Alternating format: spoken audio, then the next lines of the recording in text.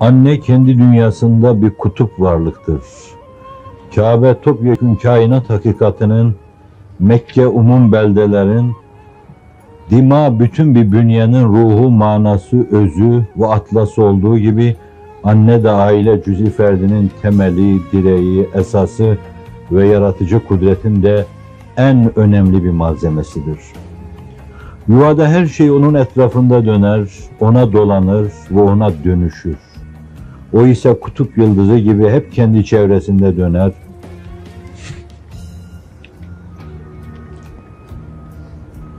Ve ucu gökler ötesi bir yörüngede yol alır.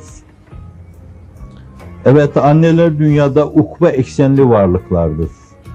Hilkatteki rol ve istihdamlarıyla elde ettikleri mükafatları, çektikleri meşakkat ve sıkıntılarıyla gördükleri mukabele arasında tenasüpsüzlük bu gerçeğin en açık delili. Bunun böyle olduğunu anlamak için uzun boylu araştırmaya da gerek yok. Onların bir ömür boyu neler çekip, neler ekip neler biçtiklerine, neler çekip neler bulduklarına göz ucuyla bakmak bile yeter sanırım.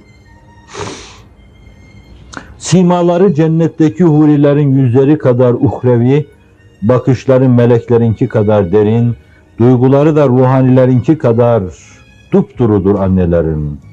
Onlar suyu, toprağı, havası ötelerden getirilmiş, mübarek bir zeminin gülleri gibi o kadar imrendirici, o kadar sevimli, o kadar büyüleyicidirler ki insan dikkatle bakabilse onlarda cismaniyeti aşan, dünya ve içindekilerini aşan, hatta kendilerini de aşan bir sihrin bulunduğuna hükmeder. Duygu ve düşünceye açık, mütecessis ruhlar, onların her zaman hisli, içli ve şefkatle köpüren dünyalarında firdevsi düşüncelerle beslenmiş en tatlı rüyaların akislerini bulur ve insani tasavvurları aşan bir zevk zemzemesine ulaşır. Biz hemen her zaman onların ikliminde geceleri ayrı bir edada, gündüzleri de başka bir üslupta sekine televünlü esintiler duyar ve gönüllerimize göklerin merhametinin, şefkatinin, şiirinin döküldüğünü hissederiz. Hissederiz de ufkumuzun bir tevi meleklerle, ruhanilerle kuşatıldığını sanırız.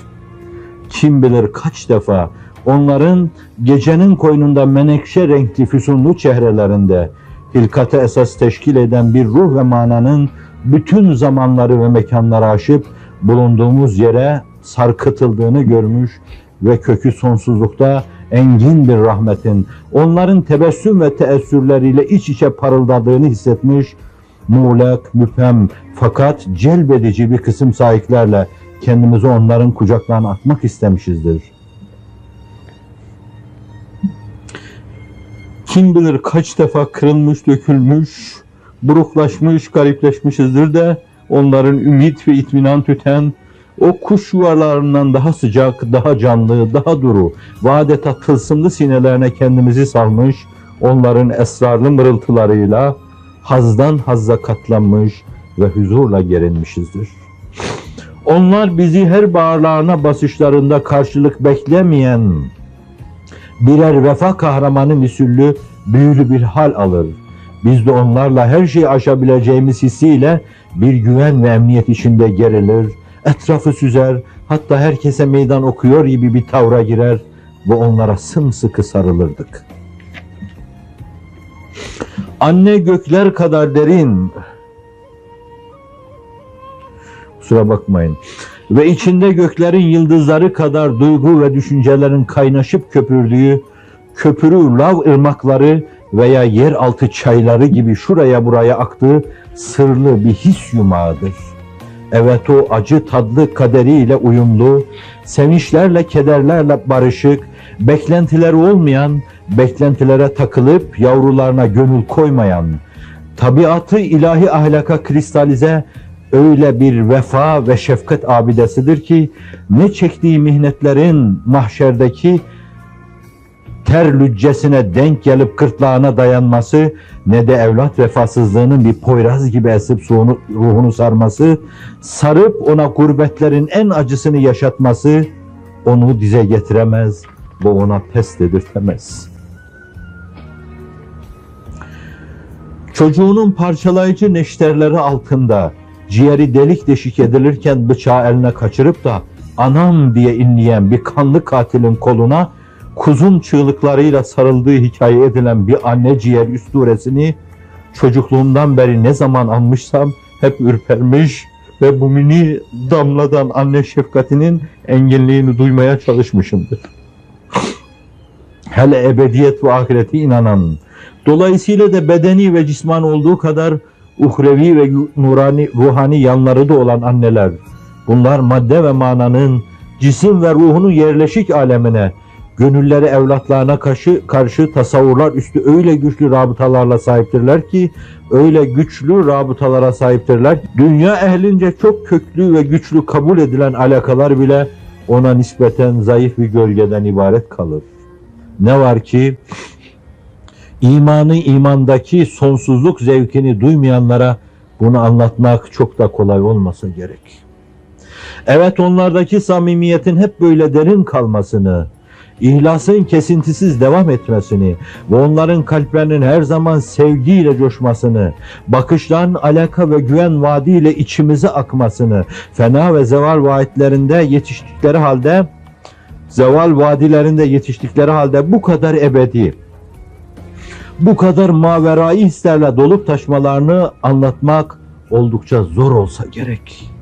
Bir düşünün, bizim için onlar ne uzun hazırlıklar dönemi geçirmiş, ne aşılmaz zorluklara toslamış ve neleri aşmış, ne çetin hadiselerle pençeleşmiş, ne kadar hayal ve melal ile oturup kalkmış, ne hülya ve rüyalarla dolup boşalmış, ne kadar yeis ve inkisarlarla buruklaşmış, ne zorluk ve sıkıntıları göğüslemiş ve kaç türlü çileyle preslenmiş, ne sancılar çekmiş ve ne kadar inlemiş, kaç defa çığlık çığlığa ağlamış, ne kadar ağlamayı dindirmiş, kaç defa merhametle coşmuş ve kaç defa merhamete ihtiyaç hissetmiş.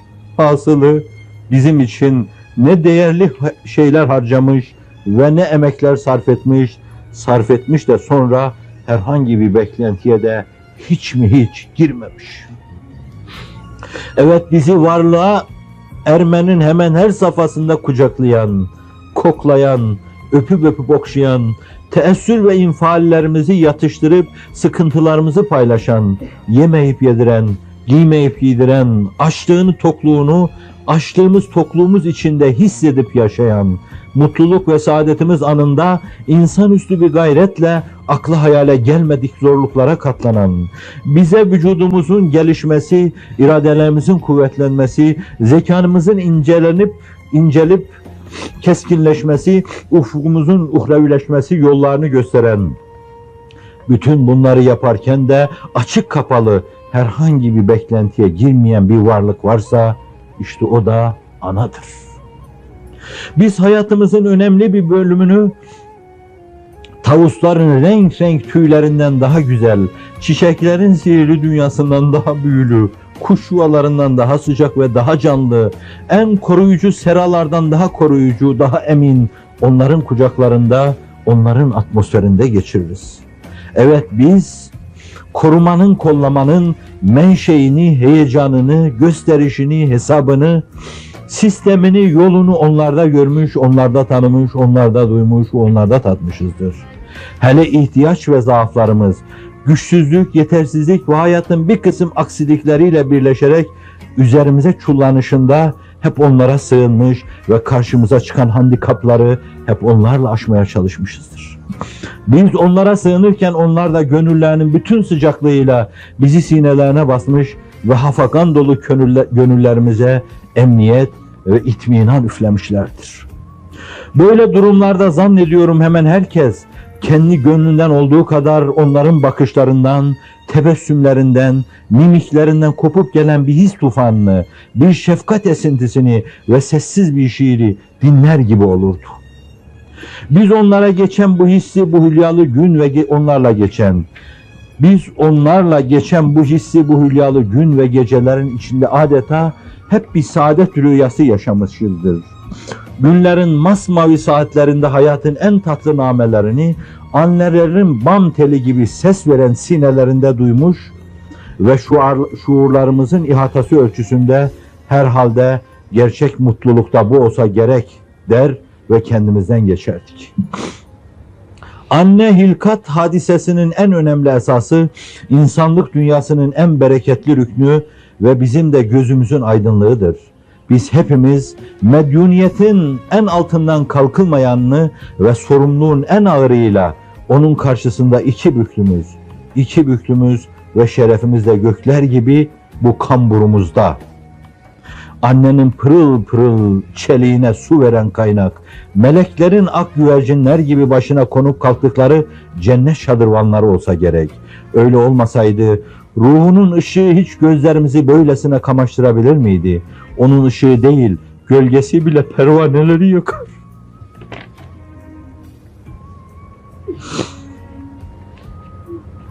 Kendi dünyamda o yüce mahiyetin tedavi ettirdiği öldüren hislerin şokunu henüz üzerimden atmış değilim. Ziyasını şimdilerde daha hissediyorum. Karanlık gönüllerimizi aydınlatan sırlı bir ışık kaynağıydı.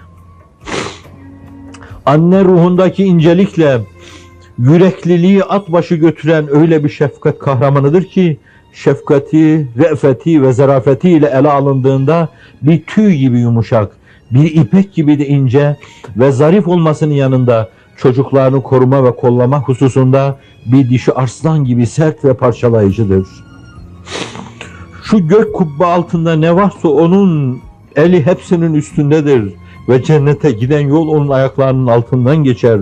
Allah kitabında ona öyle bir ululuk ve sultanlık verilmiştir ki, yeryüzü sultanları ona nispeten liyakatsız başlarda kuru birer taştan tac olacak bu. Tacdan ibaret kalır.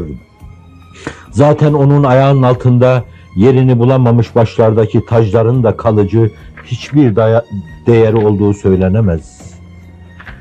Ey ruhlar gibi ince, melekler kadar masum ve gökler kadar da derin, yüce ve değerli varlık, öteler sana kıymetler üstü kıymet vermekte ve senin nazını çekmektedir. Senin ününün bestesi ta meleklerin oturup kalktığı yerlerde duyulmakta, hayatının şarkısı cennet yamaçlarında yankılanmaktadır. Sen her zaman duygu kancalarının ucu ciğerinde, din cevherinin gerdanlığını boynunda yaşadın. Biz hepimiz senin kölelerin, sen ise şefkat, vefa ve samimiyet ağıyla bizleri avlayıp esir eden taçsız bir sultansın. Eğer şu varlık aleminde her şeyin kendine göre bir ruhu, bir hayat cevheri varsa, bizim hayat cevherimiz de sen olmalısın. Allah, kıyamet sabahında seni zatının ışıklarıyla aydınlatsın. Geleceğin cennetin cuma yamaçları gibi neşeli ve vuslatın da kutlu olsun. Evet, burada diyoruz ki kendi dünyasına ait ayrı derinlikleriyle, ayrı hususiyetleri ve ayrı mülazalarıyla babanın müstakil bir mevzuda ele alınıp anlatılmasının lüzumunu şimdiden sadece hatırlatıp geçelim.